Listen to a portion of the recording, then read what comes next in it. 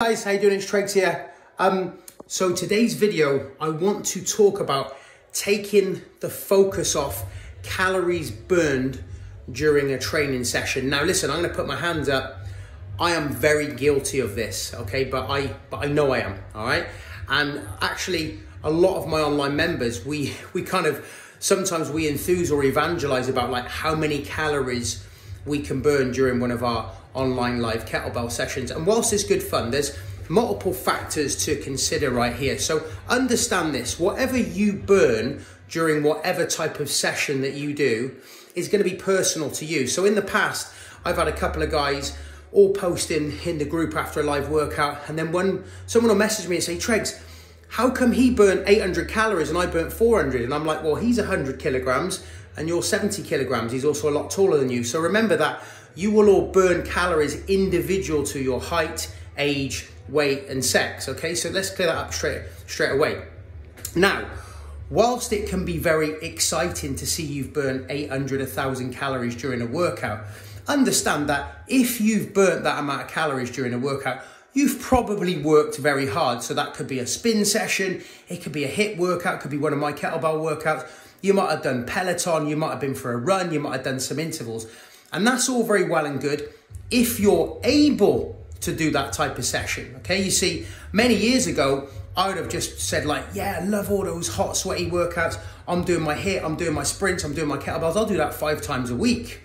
But these days at 43, almost 44, I'm not able, and nor do I want to do that type of volume for multiple reasons.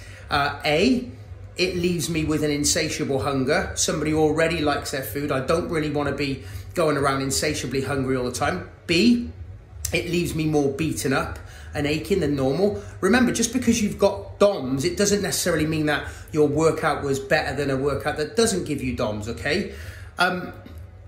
C, if I do too much HIIT, I do too much high intensity stuff, I find that it affects my sleep.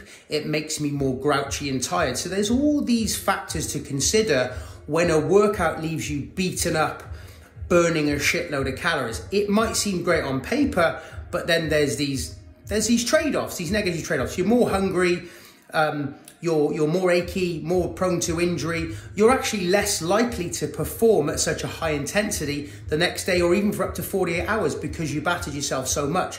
Now, a lot of people that come into my world have got no right to do HIIT training. They don't need to do HIIT training. And this is why it's so important to realize what you burn during a session is just one small part of this health and fitness jigsaw. You see, you could go to the gym and do a push. I did a push-pull session earlier with a client, 1 hour of upper body push-pull, and I burnt 300 calories. Now, if I compare that to the 1,000 calories I burnt on my kettlebell workout on Saturday, I could be very disappointed. But here's the thing, after my kettlebell workout on Saturday, I was tired. After my kettlebell workout on Saturday, come Sunday, I was really hungry and I was also aching like a mofo. Now, my 300 calorie push-pull workout today hasn't left me battered. I was able to just go straight back in on a gym floor coaching with other clients. I didn't need to sit down or anything after it. It hasn't left me insatiably hungry or beaten up. So it has its place. It can be a hard sell for me sometimes getting guys that have got great results doing the hot and sweaty circuit spin and all that jazz to then move them into a weights program because they're saying, well, Tregs, I was burning 800 calories going to circuits and now you've got me doing a gym session, I'm only burning 300 calories. I'm like, yeah, but this is right for you now. That might have been right for you then. This is right for you now. We know the benefits of weight training. Okay, weight training is going to help you create more muscle, more calories burnt at rest. You can have better posture. It's going to help with bone density, possibly prevent osteoporosis in older age. Like, weight training is key. But because weight training may not appear to burn as many calories as like your HIIT, your spin, on paper, a lot of people shy away from it. Listen, it's whatever is relevant and fits to you. You could go for a walk at a good intensity for an hour and burn 300 calories. That walk won't leave you beaten up. That walk could be repeated the next day. That walk might get you away from your phone, out in nature and feeling emotionally, physically, mentally great.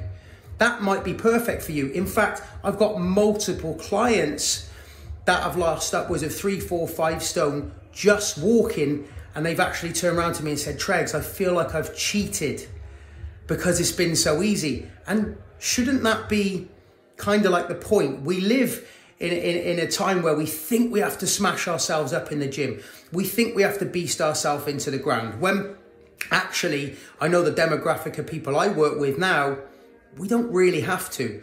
I laugh because I remember getting into the industry at 27, I'm 43 now.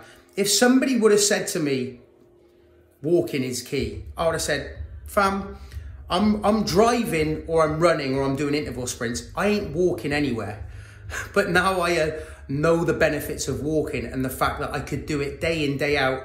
It doesn't leave me battered. It contributes to my overall daily calorie expenditure and doesn't mess with my hunger. Okay, guys? So, whilst it's great, if you like your circuits, you like your hot, sweaty workouts, you like your running for an endorphin release and great for your mental health. And listen, I'm all about that. We're living in some challenging times, and I actually love doing my hot and sweaty workouts because it leaves me feeling exhilarated.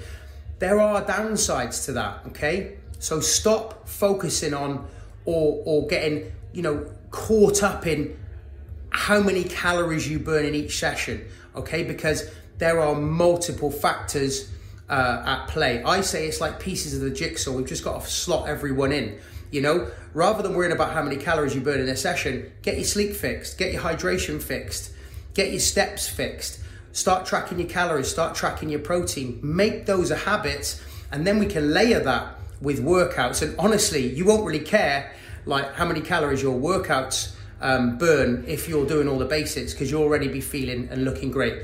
Guys, let me know if this helps. In this video, I'm talking to myself too because I'm guilty of it, okay, guys? There's nothing wrong with a high intensity session burning a shitload of calories, but it does come with downsides, which I've highlighted in this videos. It may not seem sexy or attractive burning 300 calories doing a push-pull gym session or a lower body gym session or going for a walk, but quite often they can actually be more beneficial. I'd love to hear your thoughts on this video, guys, and I'll talk to you very soon.